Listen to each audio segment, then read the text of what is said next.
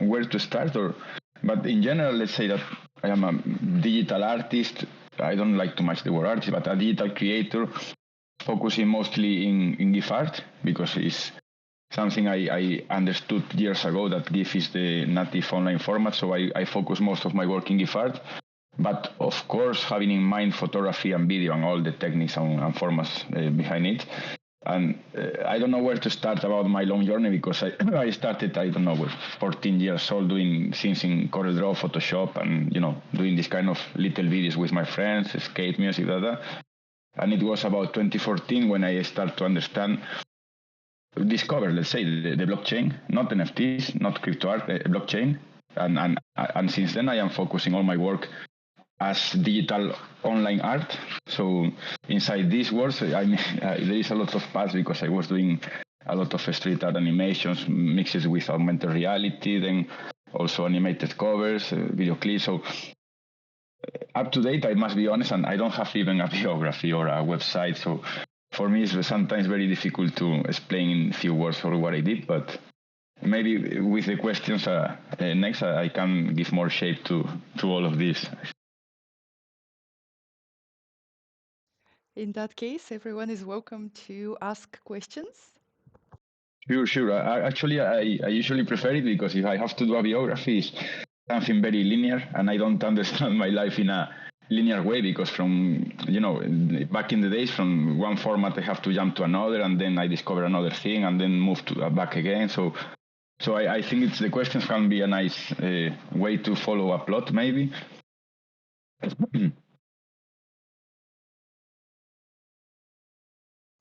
In that case, I invite our residents to ask questions. Just so you know, there is a chat that's on the right side. I never know who knows about the chat and know or not. Yeah, But I'm seeing it. Yes. fabulous. So whoever is not able to speak on their microphone will be asking questions over there.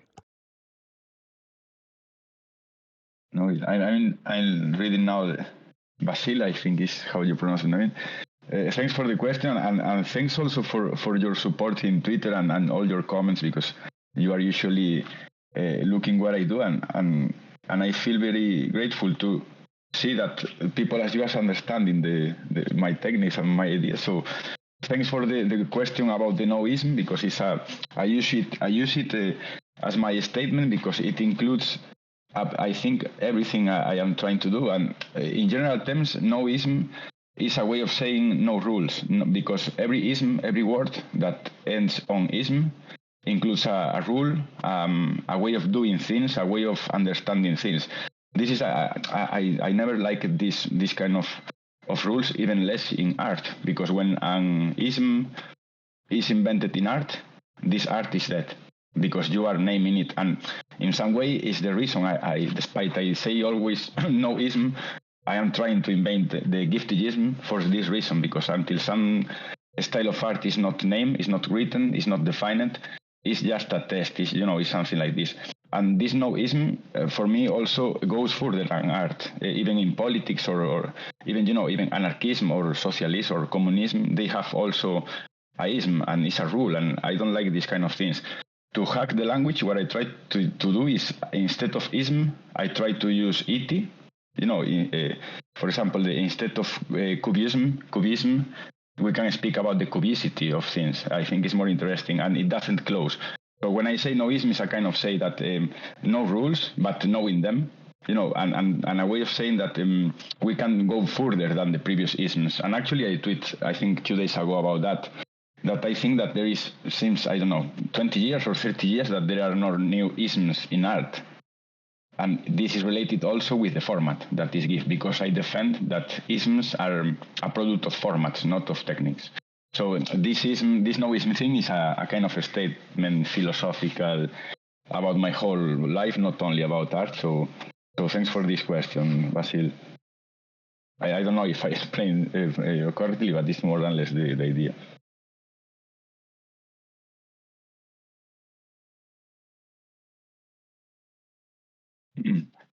Imagine that instead of saying community in Twitter for crypto art, we were saying communism. We have more problems there. is the change of the ism from the it. For me, it changed everything about seeing the world and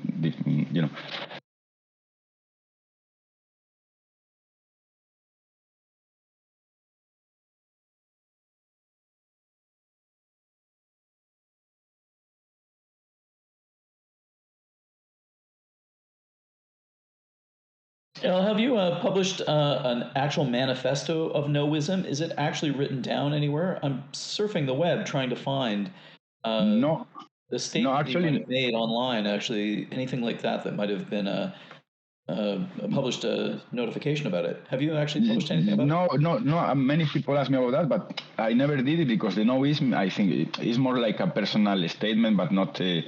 I could write about it, but what I wrote was I in 2014 I wrote something related with how the public space and digital public space was colliding, and despite I haven't mentioned NFTs or blockchain because they didn't exist, I was speaking about them, and this is minting in object.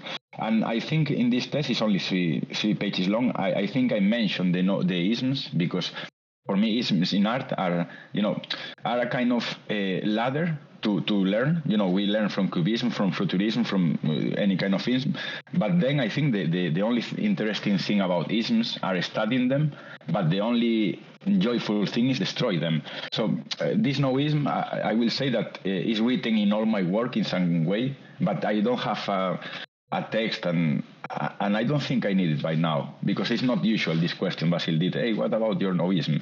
Because I think it's closer to my way of understanding life philosophically more than art. But at the same time, I try to expand this philosophy to my art. So I feel comfortable with not having isms, and when I detect that I start to have an ism, I try to break it and finding something new. And it's happening these days, because I did a lot of this kind of works I call giftigism, and I am getting bored of them because it's always the same, and I already study and already understood. So now I will try for another ism now. So I don't know. Thanks. I like the idea that you've got a manifesto without any manifesto. I suppose there's no prescriptive attitudes. Typically, though, in the history of art, people convene around an idea, right? They convene around an ism in order to produce a school or a gang or a band, Exactly. like a punk rock band or something, right? You start a band and you call it an ism, and voila, you've got a small spot reserved for you in the history of art. Yeah, it's like a cult. And I understand them. I study them, and I learn a lot from isms. Of course, I don't have degrees, but I study a lot. And since I am a child, I am interested on studying arts. And this one thing I quickly detect that until there is no ism, there is no it's not, it has no name, so it's difficult to see it. And despite I am against isms, I had the need to invent this one of giftigism because I was doing something with gifts. That is, I call it giftigism because it's the name is a play of words with pointigism, and it's purely based and in the fact that in traditional art the element point of the element thing is the point, so there comes the pointigism. But in digital art, and even more for me that I understand digital online art as GIF, the main element is a square and is in GIF, so I call it giftigism. So this is where I think the shift is not about NFTs or crypto art. It's about digital online art, because even Kandinsky will be tripping nowadays because he wrote the dots line and plane, and nowadays the element point are 4 dots that are a plane. So everything changes in that, and I have the feeling that due to isms, to previous isms, for centuries that rule the world of art, we keep repeating, maybe without being aware, that we keep repeating the past constantly. Even nowadays, even in the museums, that in the metaverse, we are even copying the concept of gravity when we don't have to have gravity in the metaverse. So this kind of isms is the things I understand, like blocks. Okay, this is cubism, but you can't invent cubism again. We can use Picasso style or whatever, but. And I think that is the format, I insist, that allows new isms, because if it's very difficult nowadays to invent a new ism in photo or video or 3D. And actually, this was one of the main reasons I started focusing on GIF in 2014, because I tried many things in photo and video. I didn't start in 2014. I started with GIFs in 2014, but since I am 15, I was working photo and video. And it was when I realized that, okay, I need a new format. And I found GIF, like, okay, I never liked GIFs, to be honest. And I thought, oh, this format is not being used for something artistical in the next level. And now we have a good web, we have good screens, we have what GIF needed. And so I feel comfortable on digging new places with GIF, despite I am aware that for most people GIF is is understood as out of date or an old format or something like this. I don't think so, but I don't know. Sorry for I'm going into other places. Sorry, mate. Okay, tell us a little bit about the GIFs, because they're very attractive, kind of mathematically informed images, almost like mandalas. They have a kind of overtones of mysticism, and they're all monochrome. Can you tell us a little bit about why you picked black and white as the métier? There's no color. It's sure. Something about the aesthetic choices that you've come to. Sure. Really thanks for the question. You've dedicated yourself to this particular kind of distinctive style that's really recognizable. Yeah, thank you, and thanks because the same question I'm reading now. So sorry, Javaloyas, he's asking something similar. Let's say that these monochromatic artworks I've been doing now for, I don't know, 3 or 4 years. Let's say that has two main reasons. Let's say that the first one is philosophical one, because all these past years I was reading a lot of philosophy, and I love writing, and I love all these kind of mental practices.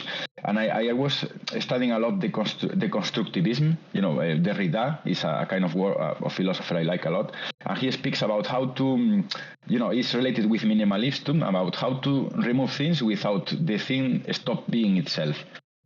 So I start to work in monochromatic, but not a grayscale, black and white, because we call black and white photos when they are grayscale.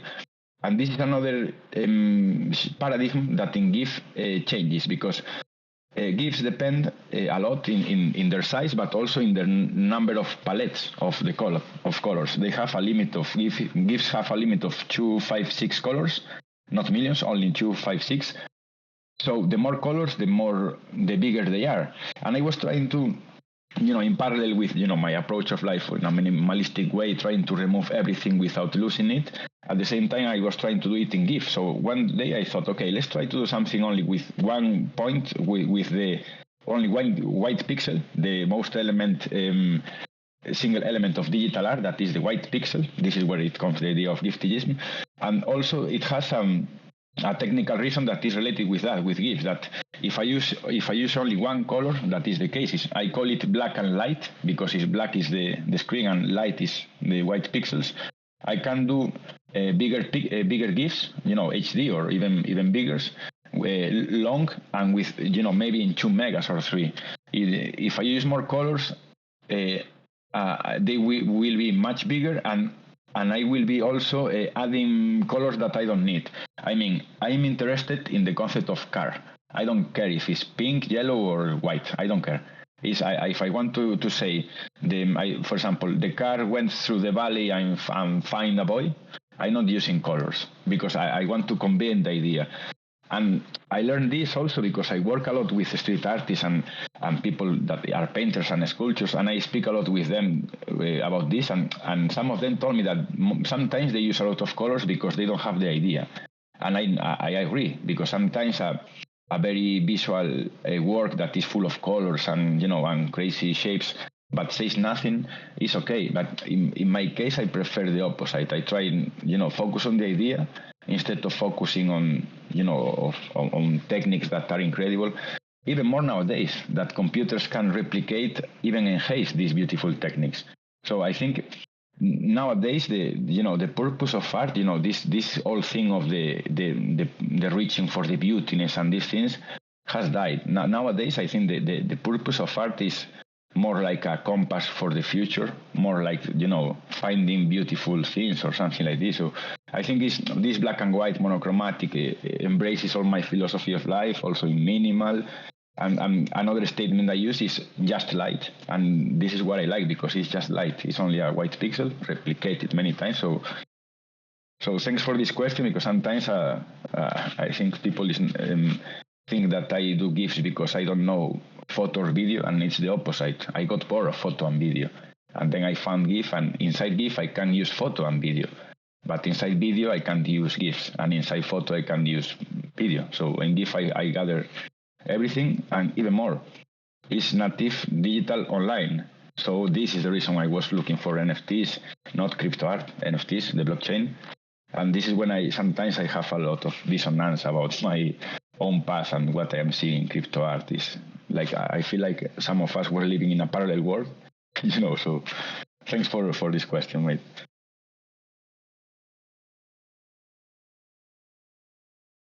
I'm reading now here from Connie Bakshi. I agree. You said that isms point to ideologies. Of course, isms. If you look at the definition of the suffix ism, is what it says. Is that it involves a rule, a norm, ideology, and our aspirations. You said, which is true too. But at sometimes, it maybe happens to you. It happens to me in the past that I was, more involved in politics or more in with people from arts, and the day I understood the isms, for me, it was the same as ending a puzzle. When you end a puzzle, you say, and now what? I understood already the puzzle. So, and this is when I start to think, okay, no isms. Let's study all of them, because I study a lot of isms, but not to follow them. Just to pick the good things of it. From cubism, let's pick what make cubism, but take it out. And then, if you mix a lot of isms, you have your own isms. I think so. So, in the concept of noisms. So yes, in the concept of noism, the aspiration is. I say in I Am a Child that my style is not having a style, because I don't have a style. I repeat something a lot. Something I learned long ago is that if you want to have a style, repeat something, even if it's wrong. It's very easy. Repeat something, post, in your web for 1 year the same style constantly, and people will recognize your style. The point is, if this style will transcend and if it's helping of what you are speaking about. So I think there is and we can see nowadays with AIs, a lot of people is having their style in 2 days. It's easy that, because we can repeat something a lot in very few time. But I think the point is of the noism is exactly the opposite. Is that now we are living the AIism or something like this. So we are living crazy times, actually.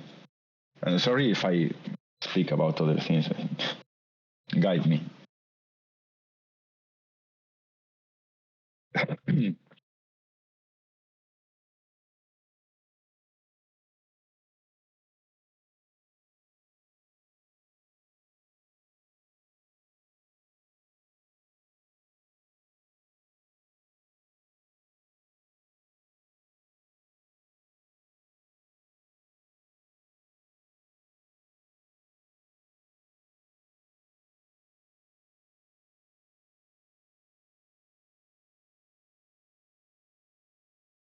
I'm waiting. He's writing. I'm sorry if I don't speak. In the dead times, I feel a bit like Black Mirror, like now, speaking alone. Your art is rooted in a philosophy of finding your own rules. Yes. Yeah, let's be very honest. And sometimes I think that for me, art is an excuse. It's an excuse, excuse to explain what I think. It's an excuse to do a kind of philosophy, because I think people think that philosophy is reading Plato or reading Socrates, and it's not that. I mean, for me, writing philosophy is not only in text. And a lot of my work, my pieces are most times, philosophical ideas I have that I want to express. I do it also in writing. I did the first NFT book years ago in MakersPlace, but it's related also with my first step in photography. That was, 15, 16, when I understood that photography is a language too. And I love speaking, but I found a way to speak without the speaking. That was photography. And in the same point, I found that I was limited by the motion. I tried with video, but video was too long. my idea was to do trilogies and documentaries, and nowadays I do GIFs of 6 frames. So all this philosophy on finding my own no rules, as you said, the summary is the no-ism, because I try a lot of isms, and I realized that using them as a ladder to keep learning is good, but get stuck around them, it's like here in Spain we say jerking with other people's hand. You can do cubism, but you are just replicating Picasso work, So I think this is the no-ism is a way of saying don't copy isms, but do your own, or something like this.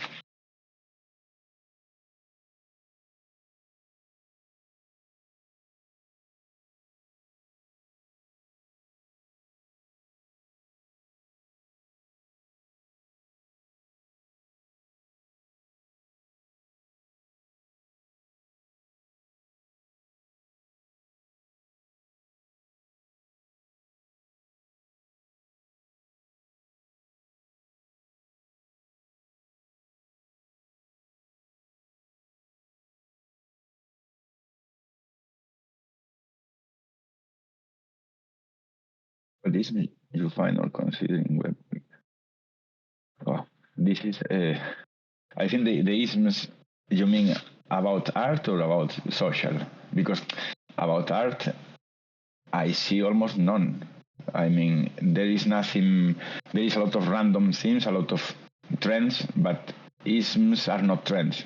I think when an ism is born, it establish a checkpoint, let's say.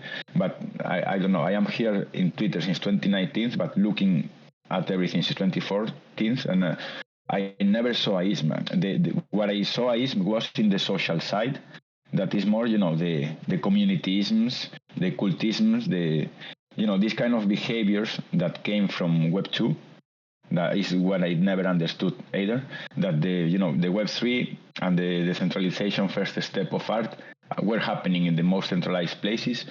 And this generated these kind of things about community, about, fake positivism. This is the one I found in Web 3, the fake positivism, in the sense that sometimes it feels like in Twitter or in crypto art everything is correct, everything is beautiful, everything is nice, everything is a masterpiece, And I don't agree. I can't agree because first, I'm not new. I mean, I'm not a teenager, and second, I am a very active and studied guy about all these past years. Even more because I was involved. I was doing GIFs and digital online art and living from my GIFs.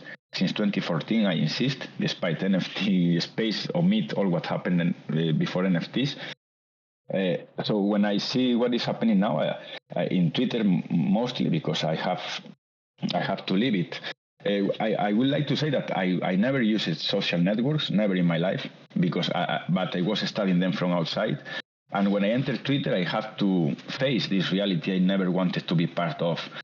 And this is what I felt, a lot of fake positivism, and in consequence of this, I did a series that is in Object. It's called Amniotic Culture series. That is let's say a kind of documentary of what I was living this past years facing this social network life I never was part of. It was like a kind of art to portrait.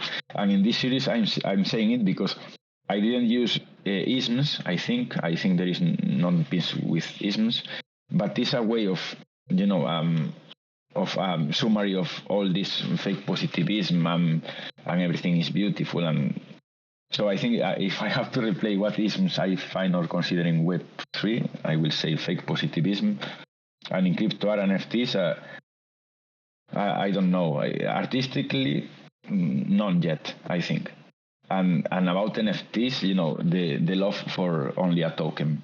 This is a thing I am seeing since the first day that they are a problem. The love for a token, I mean that people that only can see art that is on one blockchain. Imagine that you go to a city and you only visit 3 museums that are of the same owner. I think the same. It's like it has no sense. Yeah, thank you, Vasil. This is the Amniotic Culture series. And sometimes I define it in a kind of joke. It's like a graphic GIF novel because all the pieces work individually. If you focus on the title is usually the description. I don't write long descriptions. But if you see all these reels in context, it has a kind of narrative, and it's not closed. I never said that it's closed, but because I am preparing things for the chapter 4. But yes, the amniotic culture can be a summarize of what I was living since 2020 here in Twitter, facing this world I never liked it, but now I'm part of it, and I call it amniotic culture. This idea came from long ago. I actually have GIFs in 2014 that I was using this term because I call amniotic culture. This life we are living that information is everywhere, and we know things that we don't know to know. Why I know a lot of logotypes and a lot of jingles. I don't have even TV at home, but I know all this amniotic culture, and nowadays even more with social networks. It's like the umbilical cord, and this was again a philosophical way of approaching an idea that came from before. There is a philosopher called Zygmunt Bauman that he spoke about liquid society, and it was in practical same terms. So what I said before, I think sometimes for me art is an excuse to to do philosophy or to explain ideas of the web, and I don't know. And thanks for sharing the link, Basil.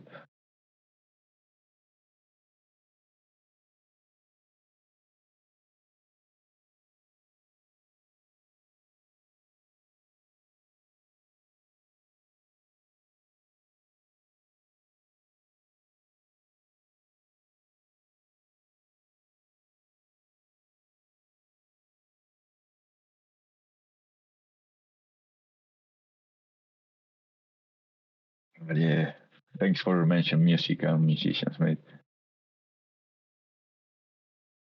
Yeah, I'm waiting for the. But yes, maybe I think I didn't mention, but I play drums since I am a teenager. And not in a band, I just play because I love percussion and music. But I think that gives are beats too. There is a pattern, and in some way, photography was too short and video was too long because it was more for video clips and so on. But since I found GIFs, for me it's like a visual beat, and it's funny because some of the series I did in Hikeknut, the first day, the hypnotic machines, and later the visual beats are composed first, setting a click track, like at 100 BPMs. I put the marks, and then I start to create the visuals, not the opposite. So everything is in a 4x4 signature. And then for me, it's like crazy because if I design, for example, 100 GIFs at 100 BPMs, I also work as a video jockey for a hip hop band here in Spain.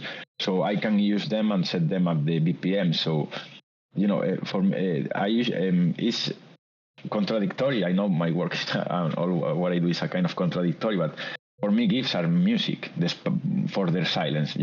If you do a seamless loop, you have the beat.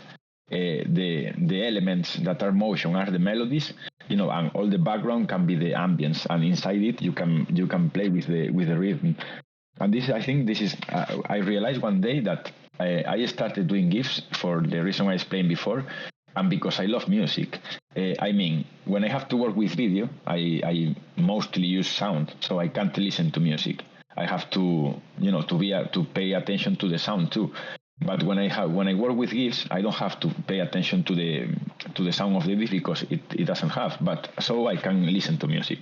One day I was working in GIFs and I thought, okay, maybe I do GIFs because I love music, because I need music to work. If I work in video, I can't listen to music. I have to be, because when I edit video, I am very, mathematical. It's, like Chris Cunningham edition style. I love to do a lot of shots in frame by frame. But finally in GIF, I found, this, for me is perfect because I found the midpoint between photo, video, between painting and motion, between, philosophy and art, and between online and offline, because I also use my GIFs outside in street art and augmented reality. So, so sometimes I feel like, okay, this is where I have to move the GIFs now. I was doing them in the past, and nowadays we have screens everywhere, so we are ready to put more light out there. Thank you, Ty Matt. Thank you for being there. Maybe. No, I am talking with nobody now. Yeah. More technical. Tools, I use mostly Photoshop and After Effects. Sometimes a bit of Blender just to, not just to deteriorate models, because I am using, since months ago, photogrammetry, and this is where I get the 3 models, but I'm totally amateur about 3D. So I try to understand that every 3D is 2D in a screen too.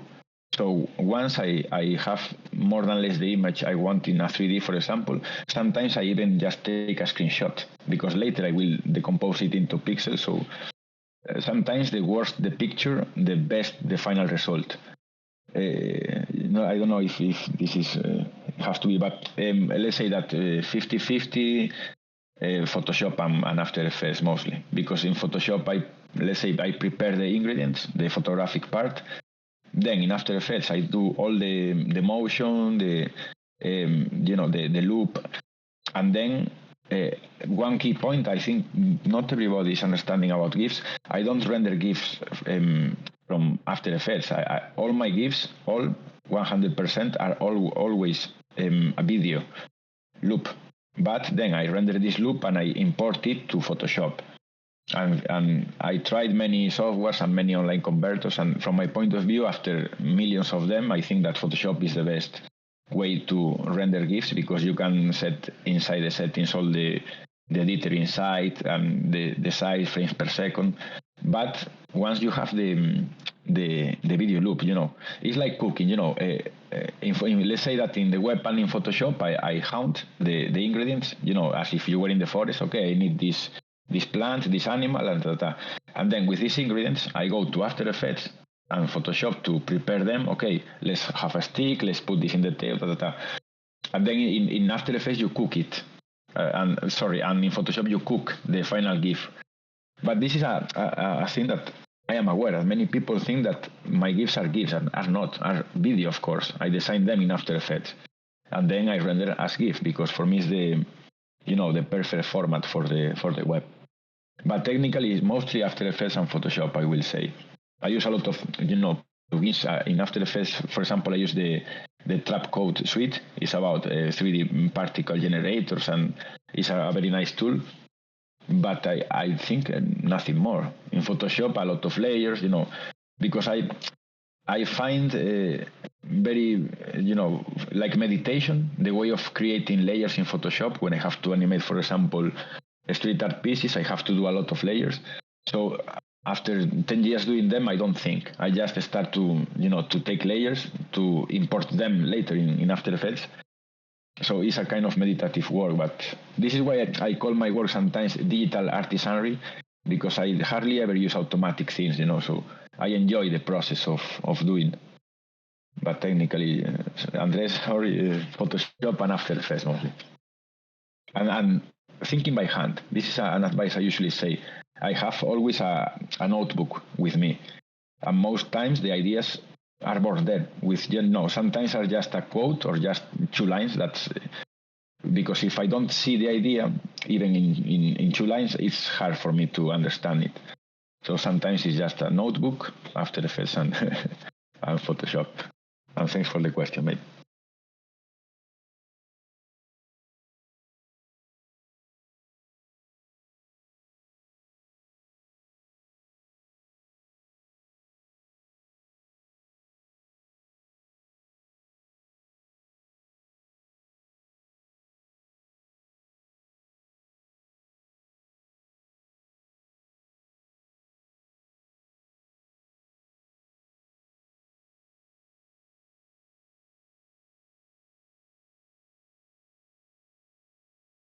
Hey, all of you, any recommendations that you would give artists who are just starting out, learning to enter the milieu of NFTs, making GIFs, for example? What advice might you offer the likes of us who are aspiring to make an entry into the world?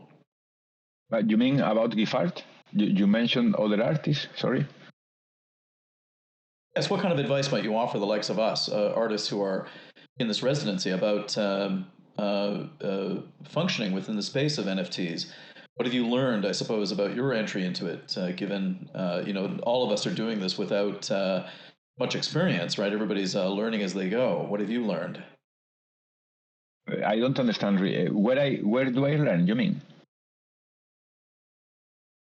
I'm saying, what have you learned in the course of becoming an artist in this new space? What kind of advice would you give somebody who is entering newly into it now? Yeah. This is a hard question because I remember the other day I was thinking deeply about that, and I actually tweeted something funny about that. That in all these years in crypto art, I learned nothing about art. Really, I don't want to sound harsh. I learned more about social networks because I was never there. I learned a lot about economics, about blockchain, but in artistic terms, I insist that there was a huge world of people doing this before, mostly in Tumblr, and we know all each other in Twitter. And this is when things happen in crypto art, we see each other, people who was in Tumblr since 12 years ago or 15, and we say like, what is happening here? Because we already did this, we already exhibited out of anyway. So the advice I will say from my chest is. Don't get biased with what is happening the first days of something, because this is very early. Crypto art is very early, and there is a lot of analysis to do about why some pieces have these prices and how all happened, because it was at some point very noisy, very confusing, artistically insustainable, directly, because people was offering as the next step of art things that were out of date 15 years ago, just because it has a reason. The main reason is that have in mind that the last 15 years, most part of the population, let's say the 80% of population, I don't know, grew up with their heads incrusted in social networks, centralized, totally centralized, the most centralized places, omitting the whole web.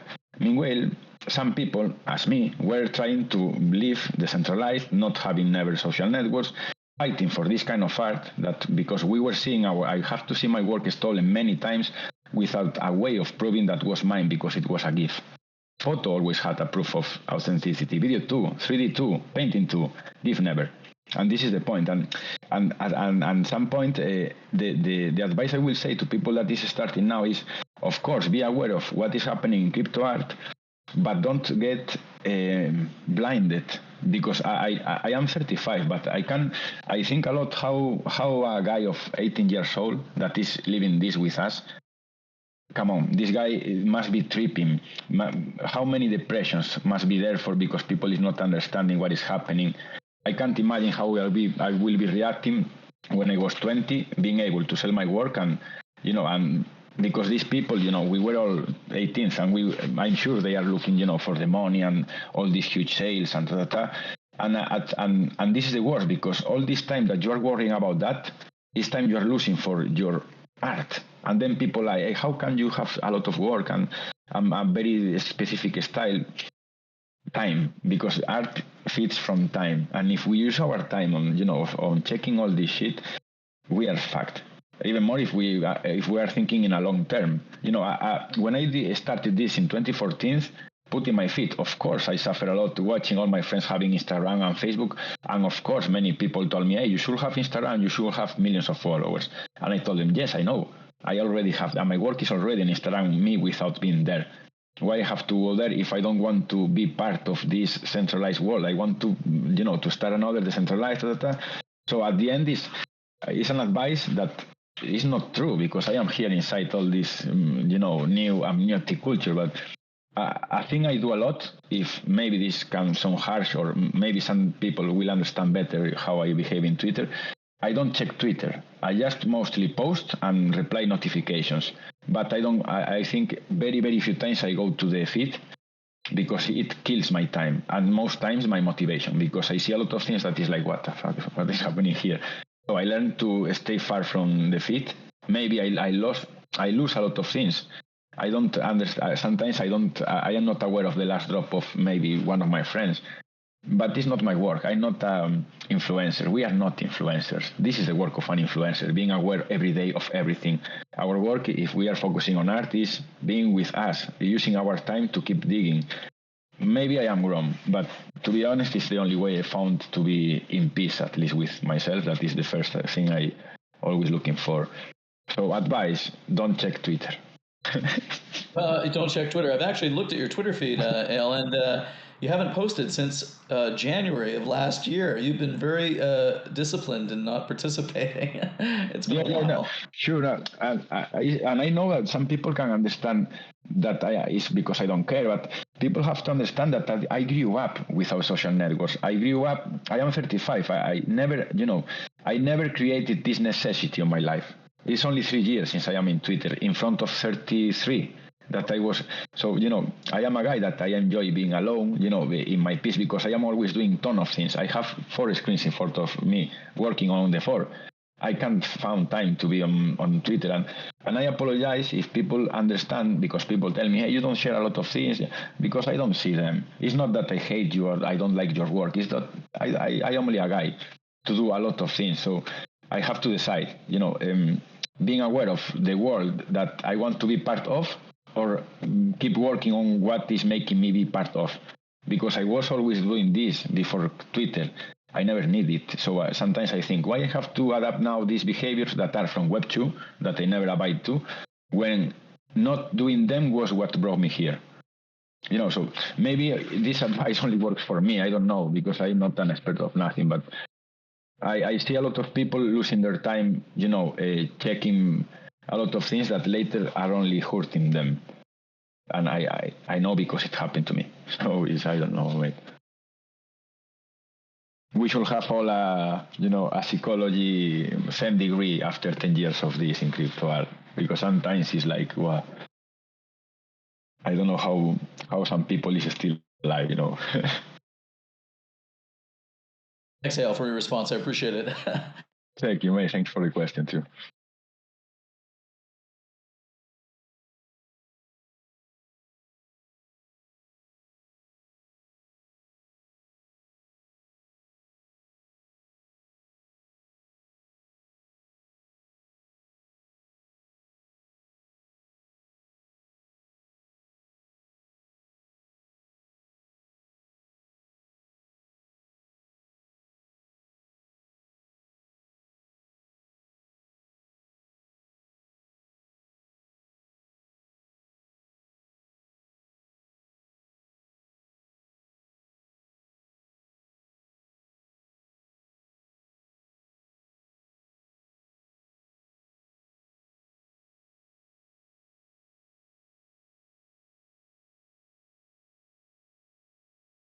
Are you asking this day? What other question? I don't know, to be honest, because in some way everything is related, but I am this series of amniotic culture, since I start doing it, I am focusing to trying to understand better how we are behaving with the web, because until before crypto art, it was everything pretty clear. Let's say that social networks, artists here, influencers there, galleries there, but nowadays everything is getting liquid, everything is getting mixed. So these kind of questions are inspiring too, about also even about the concept of ownership of a piece of art, on all these things we are reading all today. Because how can I say?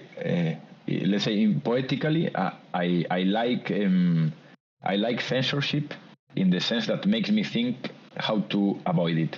It's a metaphor, but nowadays in this sense, I feel that what was supposed to be, the next step of art and the revolution and is turning again into what we expected, because it was everything led by Web 2 behavior. So now it's ending again in closed circles and galleries, and exactly the opposite reason of why this was born. So there appear more questions, because nowadays I see that crypto art has divided in 2 sides. Like, there are two kinds of decentralized artists, the centralized ones and the decentralized ones. Inside crypto art, now there are 2, are the decentralized ones and the centralized ones, but both inside crypto art, and crypto art inside online art that is inside the web. And I keep seeing that people understand crypto art as a very small room on the whole museum of the web. And in this process, instead of spreading on the whole web, I think is going to the same places as this started. But at the same time, there is also a constant and, usual community, mostly in object or testers, that people keep trying to do their own things and, not attacking old paradigm, just omitting it because it will be there it's like AIs and photography. We can't attack AIs, it's just accept that they are there and let's keep doing a new path. And this path, I think, came from questions, why do we have to do this like this when we have the tools to do it in another way that we can know it works? Because some people, I'm not in Sotheby's, many people is not in Sotheby's, but we are doing our life from this and we keep doing new things. So I don't know, because these questions, of course, I don't have even the reply, but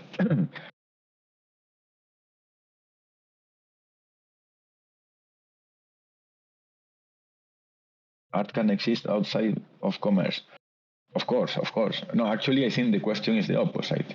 If art can exist inside commerce, because when art is commerced, it can become a product. I think if art exists outside of commerce, I think is when it's art. This is another change of shift, because have in mind that not until 2 centuries ago, until 15 years ago, 50 or 40, who decided what was art in galleries and in the world were some guys in closed circles saying these guys are the art, and people accepted it. Nowadays, this changed. Now, what is art is what transcends on the web.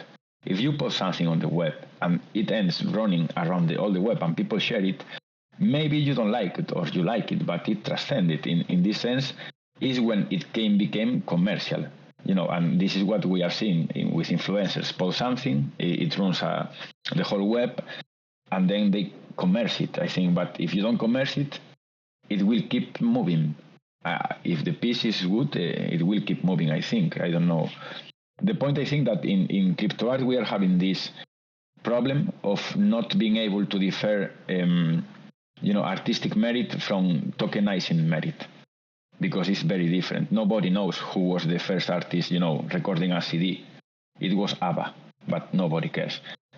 Nobody knows who was the first, doing a sculpture in a stone. If the work is good, it will transcend. Maybe later it can be commerced, but I don't like this word, to be honest. Commerce.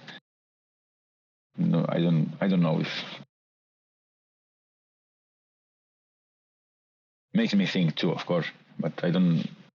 I think the difference between a product and an art is just that when you create to be sold, because there is already a market and necessity, is when it becomes a product. When you create for your own need, is art. Maybe later it's sold, but not for your first purpose not was to sold. In this case, we will be doing past years PFPs or something like this that we knew that it will sold, but first is a loss of time, and second is not the path, at least for me to be here. So I try to say that I understand and I agree that it can be NFTs and crypto art for a commerce way, but also there is an artistic way too that eventually can become commercial too.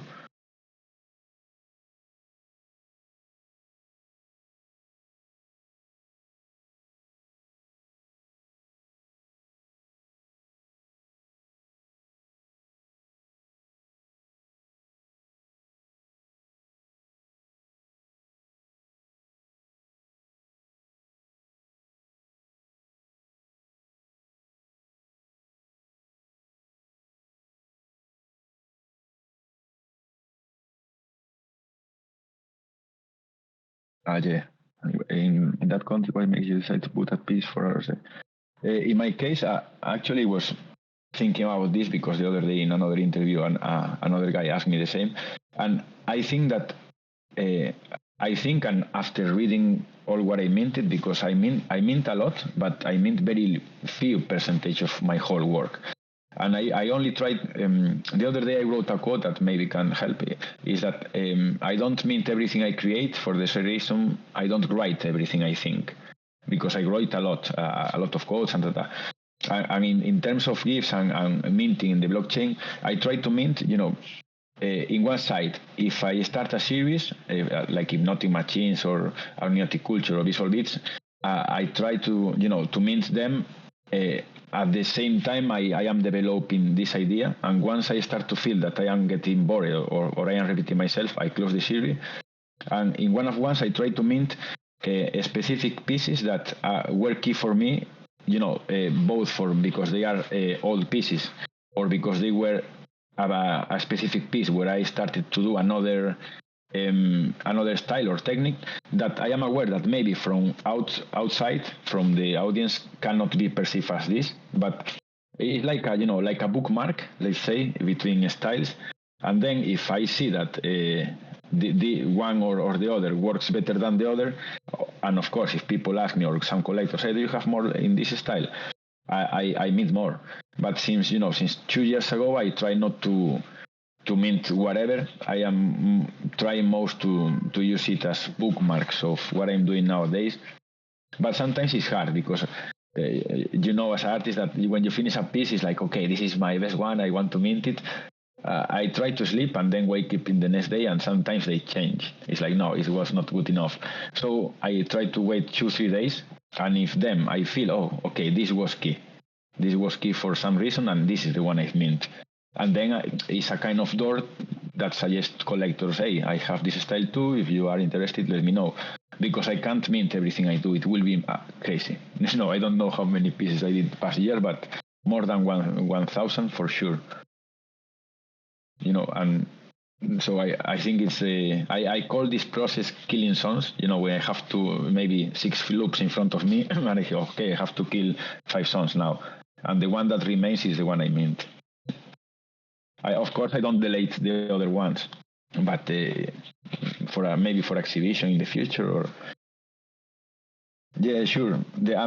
Actually, the idea of bookmark, if you go to Amniotic Culture, there are 3 chapters. Each chapter has 15 pieces, but between chapters, I did a bookmark. I think both are called like this because it was fifth chapter, a bookmark. That was I did a piece with more editions and more cheap, so more people could get it. And next one, so yeah, I don't know. I think I translate a lot of musical and concepts from literature from then to my way I behave in the web. I enjoy this actually. Thank you for saying, mate.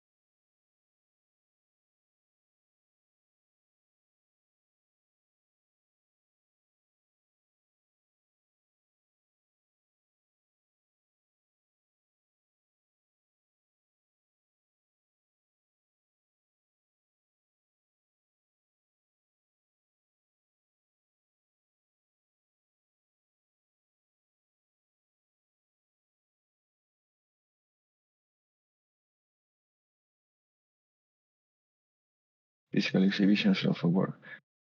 In which sense? I mean, I usually do them.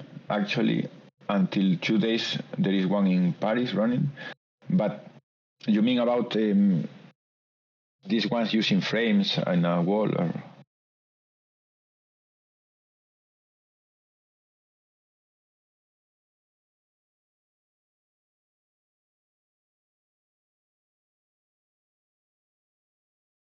Mm.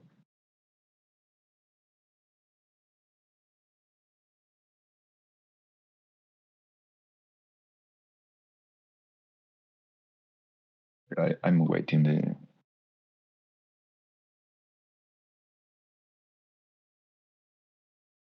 Yeah, sure. Uh, I don't know if you're aware that since 2014 I was animating street art. So let's say that I started from the opposite way. For me, it was not how to translate it into physical world. For me, it was more the opposite, like how I translate this physical world into the web. Because one day I realized that street art is web art. I mean, I never saw Avansky in my life. I know all his pieces. Let's say that 99% of the street art is consumed on the web. So at first, when I started animating street art, was for this reason. And I know it because I am, since 12 years ago, working in and co-curating some street festival here in Spain. So I met a lot of street artists. I work with more than 200 collaborations animating. So your question is interesting because I started translating the physical world into the web, and it was working because people that watch the GIFs on the web, if they were in their city, later they went to the place to see it in real life. By then, 2015, I was starting to use augmented reality, so I could translate into the real world this I created on the web. Actually, nowadays there are some festivals that they still have these pieces. And during this process, I was also interested to translate my digital work into the physical one, mostly with projections, because for me, street art in this sense must be big, and it was by then there weren't digital canvases or something like this. Even so, I say this because it's the one that is actually running in Paris these days. It's called Super Terram, with another 9 artists, street artists. And I have there an installation that is actually some pieces of amniotic culture and some others that are not minted but are projected in a room. This is the physical side, and also the entrance of the gallery is in the street. It was also, let's say, my first physical street art that I created first with photogrammetry. So when it came to translate my work into physical work, let me share here the link, because it's how I understand how must be done, more than like the NFT events we are seeing, that is most of them just a screen with a piece inside. I have this in my home already. For me, this is like it's like, again, repeating patterns of the old paradigm, even with frames. Why frames if we can use huge projectors to, let me find, this is a super term. And of course, without losing the digital side, even more with the web that is linked with augmented reality, and the pieces are the NFTs that actually we'll be announcing something soon related with this, but let me share this link. No, I'm not here.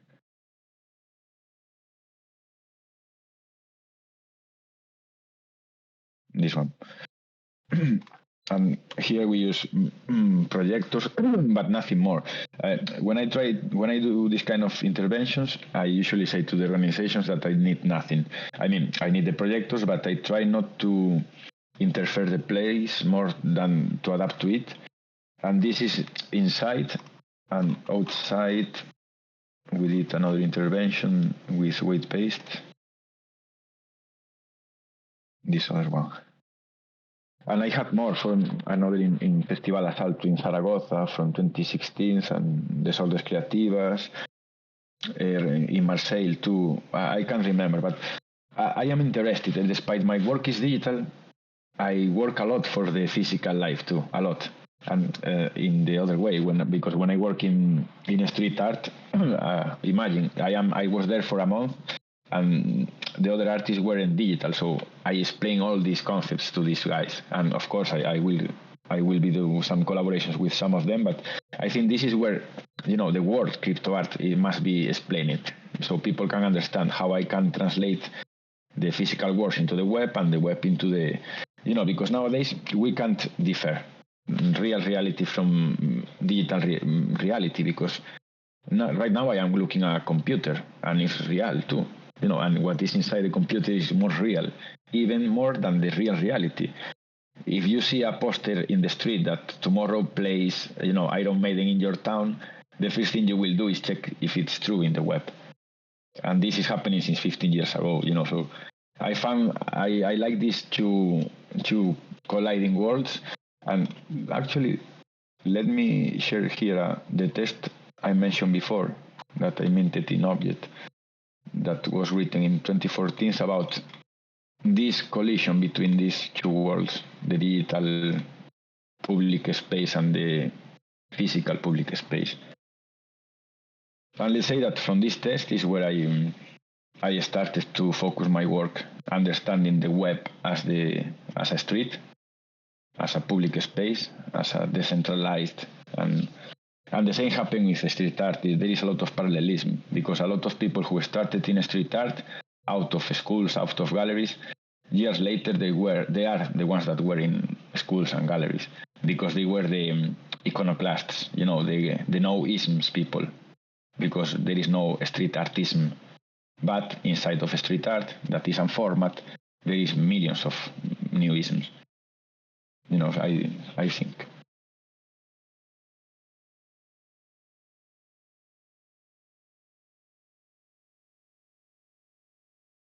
A mega metropolis.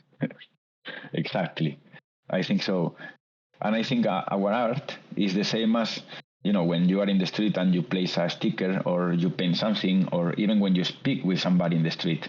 Twitter is a kind of a street where we all speak each other. Blah, blah, blah, blah. Sometimes you hear what other guy says, and then you go back to your atelier, that is your timeline to post things, So I think it's, from my point of view, is something I was developing these past years to feel comfortable how to move in the web, because from my point of view, when people speak me about Instagram, for me, you speak me about, California beach or something like this, like, no, this is not where I have to go.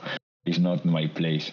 You speak me more, it's I think, a way of giving shape to something virtual that has no shape to understand it, I think. And in this process, of course, many images appear in the head. And this is, where this can be a nice piece speaking about, community or about DMs or, Yeah, Mega Metropolis is nice.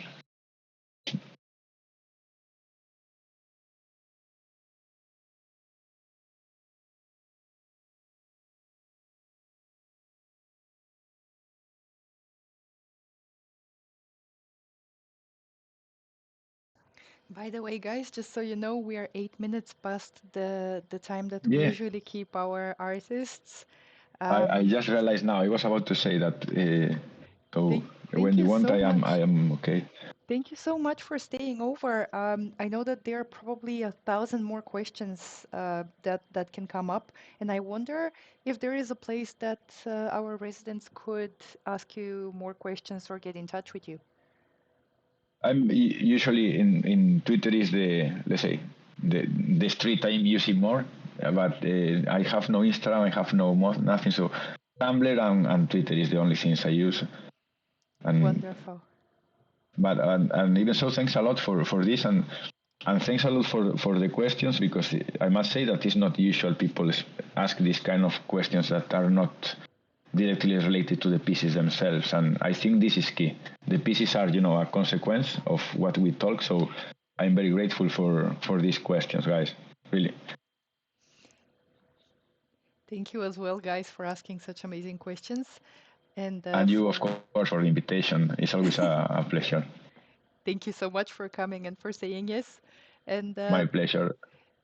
bye bye for now.